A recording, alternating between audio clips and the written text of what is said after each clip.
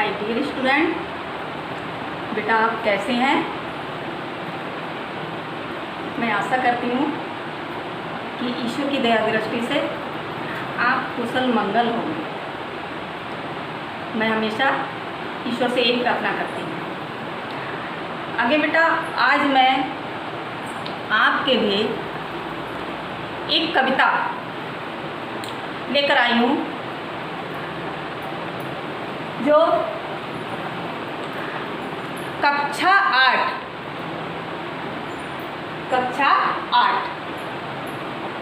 की एक्टिव मधुरवाणी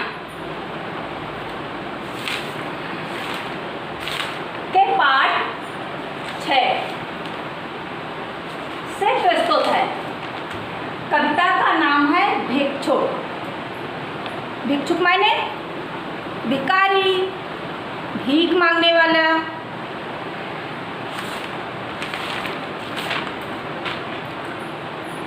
आइए पहले मैं आपको कविता पढ़कर सुनाती हूँ। दो बहे आता, दो टूक कलेजे के करता, पछताता पथ पर आता, पेट पीठ दोनों मिलकर हैं एक, चल रहा लकुटिया टेक। मुट्ठी भर दाने को, भूख मिटाने को, मुंह फटी पुरानी झोली को फैलाता, दो टूक कलेजे के करता, पछताता पथ पर आता। साथ दो बच्चे भी हैं, सदा हाथ फैलाए, बाएं से वे मलते हुए पेट को चलते और दाहिने दया दृष्टि पाने की ओर बढ़ाए। भूख से सूख ओंठ जब जाते, दाता भाग विधाता से क्या पाते, घूंट आंसुओं के पीकर रह जाते, दो टूक कलेजे के करता पथ पर आता। चाट रहे झूठे पत्थर, वे कभी सड़क पर खड़े हुए और झपट लेने को उनसे कुत्ते भी हैं अड़े हुए। ठहरो, आहा मेरे हृदय में है अमृत, मैं सींच दूंगा। अब मन्नू जैसे हो सकोगे तुम, तुम्हारे दुख मैं अपने में खींच लूंगा। दो टूक कलेजे के करता पथ पर आता। बेटा, इस कविता के कवि हैं सूर्यकांत त्रिपाठी निराला, जो हिंदी के उच्च कोट के कवि रह चुके हैं। उन्होंने अपनी कविता के माध्यम से समाज के प्रति दीन दुखियों, मजदूर वर्ग के लोगों की दशा का वर्णन किया है। एक उनकी कविता है बैतोड़ती पत्थर, उसमें गरीब मजदूरनी का वर्णन किया है। तो कवि ने उस भिखारी की, जो भीख मांगने आता है, उसकी दीन दशा का मार्मिक वर्णन किया है। लिखा है बहे आता, दो टूक कलेजे के करता, पछताता पथ पर आता।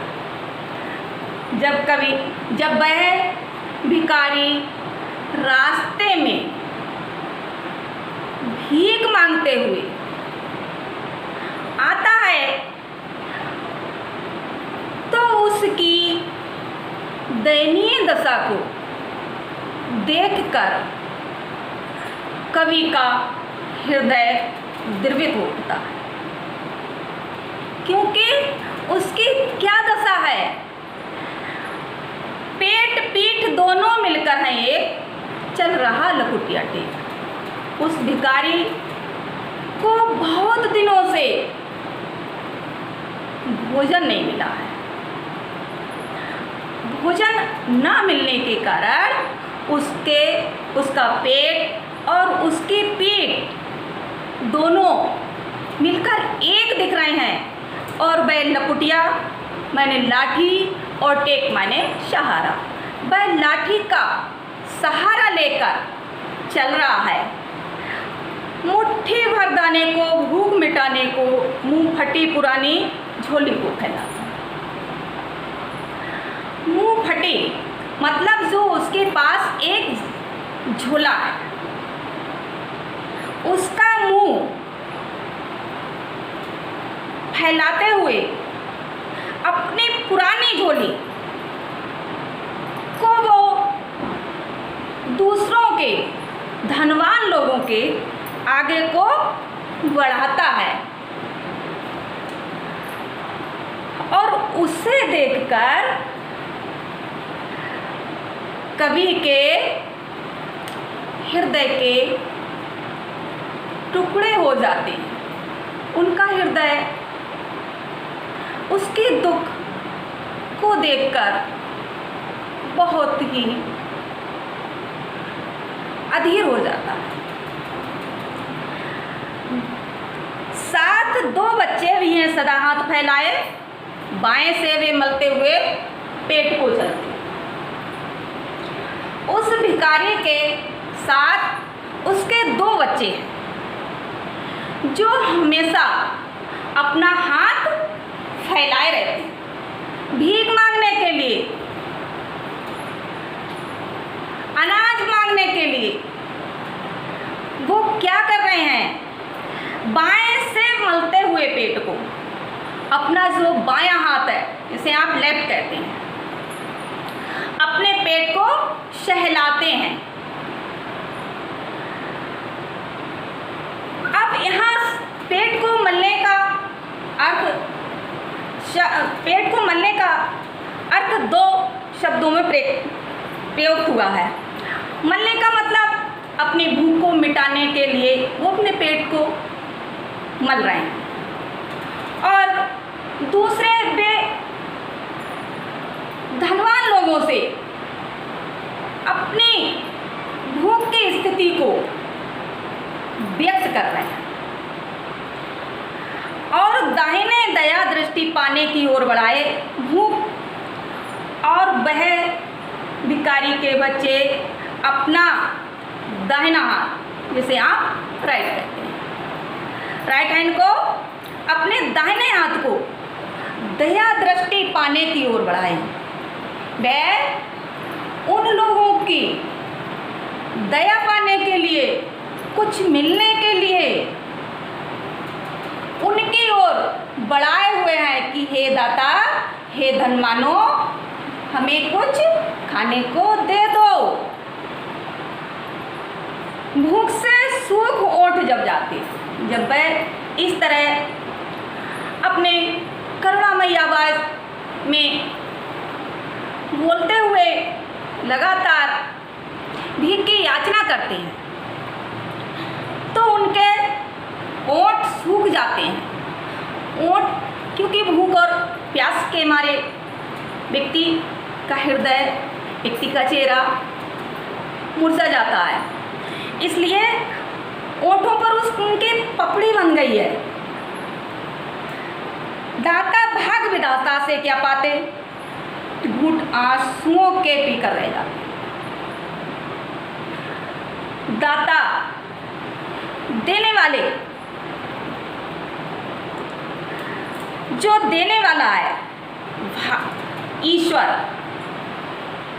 भाग विधाता, उस भगवान, उस कर्ता ने, उस विधाता ने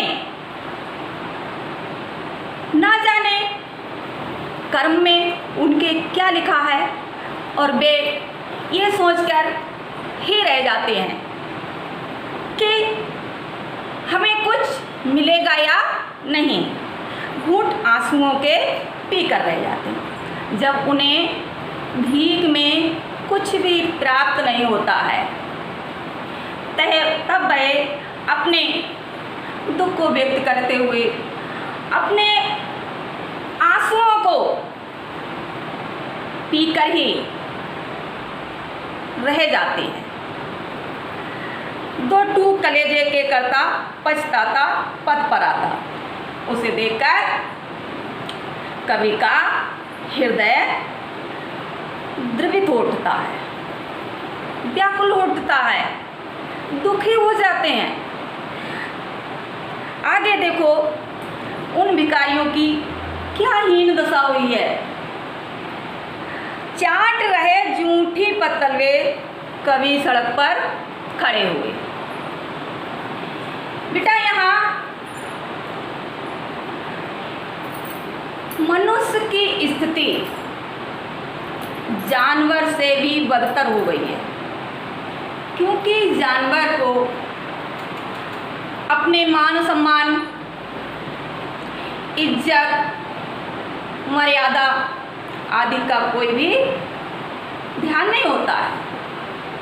वे तो जानवर हैं, लेकिन इंसान को अपने मान सम्मान का कुछ तो ध्यान होता भी है। लेकिन यहाँ वह भिखारी उन कुत्तों जानवर से भी उनकी बदतर बुरी स्थिति हो गई है, क्योंकि चाट रहे जूठी पत्तल भी, जब वे उन्हें कुछ नहीं मिलता है तो सड़क पर जो जूठी लोगों के खाए हुए भोजन की पत्तल जो होती हैं, उन्हें हम फेंक देते हैं, उनको भी चाटते हैं उठाकर। उनमें से कुछ जो भोजन के कण होते हैं उन्हें उठाकर खाने को तैयार होते हैं। कभी सड़क पर खड़े हुए वह इंतजार करते हैं कि इन पत्तलों से हमें कुछ भी मिल जाए तो हम उठाकर खा लें, और वो उन पत्तलों को उठाकर खाने ही लगते हैं, उनको पोंछ कर खाते हैं। उनमें कुछ भी लगा हुआ होता है, सब्जी है, अनाज है, चावल है, दाल है, को जो भी बच जाता है। इसके बाद और झपट लेने को उनसे कुत्ते भी हैं अड़े हुए। जब वहाँ उनकी स्थिति को देखते हैं तो वहाँ कुत्ते आकर उनकी पत्तल को झपट लेने के लिए वहाँ खड़े हो जाते हैं, तैयार रहते हैं। तो यहाँ मनुष्य की स्थिति जानवर से भी बुरी बताई गई है, दर्शाई गई है, चित्रित की गई है। ठहरो आहा, मेरे हृदय में है अमृत, मैं सींच दूंगा। अब मन्नू जैसे हो सकोगे तुम, तुम्हारे दुख मैं अपने में खींच लूँगा। जब उनकी इस दशा को कभी देखता है, सुमित्रा नंदन पंत जी जब देखते हैं तो वह अपने भावों से कहते हैं, अपने विचारों का प्रदान करते हुए कहते हैं कि ठहरो, रुक जाइए। आहा, अरे दुख भरी आवाज में, दुख भरे स्वर में, मेरे हृदय में है अमृत। ईश्वर रूपी जो कवि है तो कहते हैं मेरे हृदय में इतना अमृत है, उसका मैं आपको अमृत पान करा दूंगा, मैं सींच दूंगा। आपके सारे दुखों को मैं अपने हृदय में खींच लूंगा। अब मन्नू जैसे हो सकोगे। यहाँ क्योंकि अब मन्नू ने अकेले ही चक्रव्यूह का भेदन किया और उनके साथ पांडवों की तरफ से कोई भी नहीं था। वह वीरगति को प्राप्त हो गए। उन्होंने अपने जीवन का जरा भी ख्याल नहीं किया, इसलिए उनकी याद हम आज भी उनकी वीरगति के गुण गाते हैं। तो अभिमन्यु जैसे आप हो जाओगे।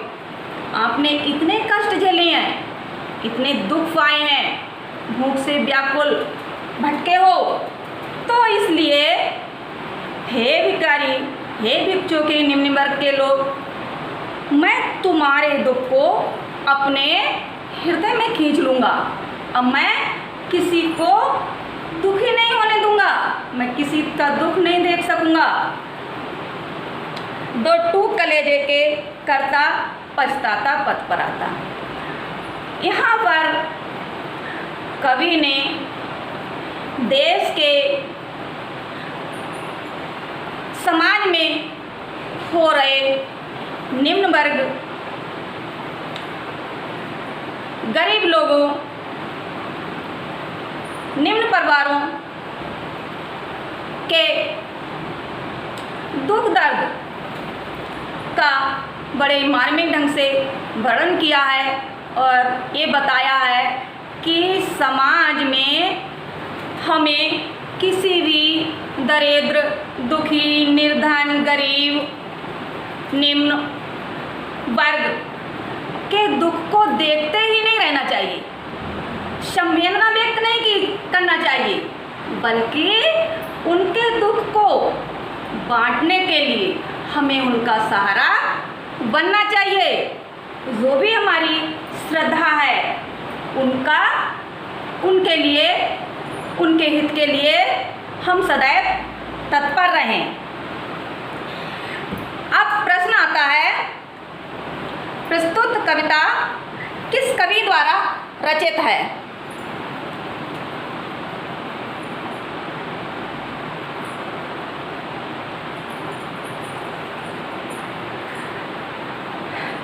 तो इसका उत्तर होगा सूर्यकांत त्रिपाठी निराला द्वारा। प्रश्न नंबर 2 आता है, कवि ने किसको अपनी कविता का पात्र बनाया है? तो कवि ने भिक्षुक को अपनी कविता का पात्र बनाया है। भिक्षुक को देखकर कवि को क्या होता है? भिक्षुक को देखकर कवि के हृदय के टुकड़े हो जाते हैं, उसका हृदय पिघल जाता है। सड़क पर कुत्ते आकर क्यों खड़े हुए हैं? प्रश्न है कि सड़क पर कुत्ते आकर क्यों खड़े हुए हैं? उत्तर होगा इसका, सड़क भिखारी से पत्तल झपट लेने के लिए कुत्ते वहाँ आकर खड़े हुए हैं। धन्यवाद।